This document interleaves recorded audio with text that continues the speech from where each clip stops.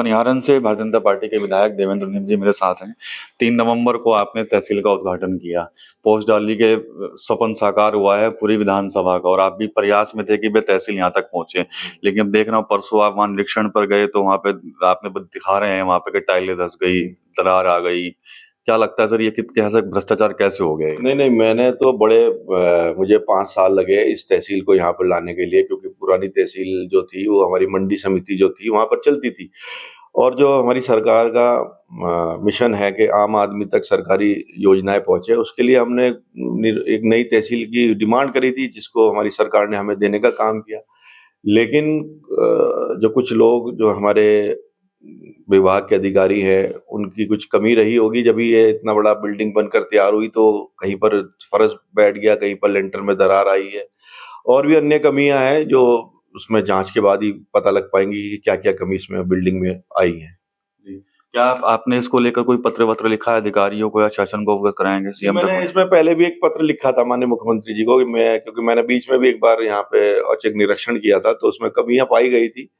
लेकिन मुझे उसकी अभी तक जो मैंने लिखा था उस पर मुझे अभी तक विभाग की तरफ से कोई भी उसका जवाब नहीं आया।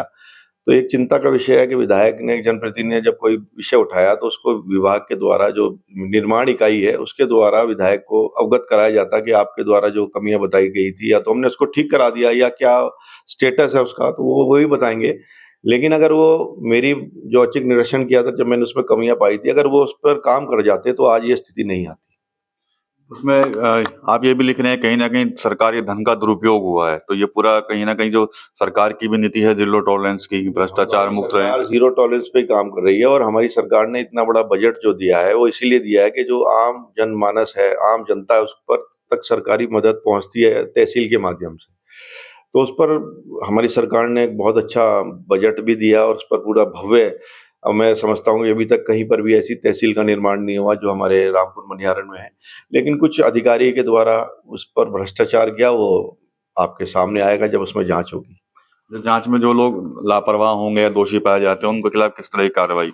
आपको पता है कि योगी सरकार जो है अपने टफ डिसीजन के लिए और टाइट डिसीजन और जीरो टॉलरेंस की नीति पर हमारी सरकार काम करती है, और मुझे उम्मीद है कि उन जो अधिकारी जिन्होंने ये खेल किया होगा उस पर सख्त से सख्त कार्रवाई की जाएगी।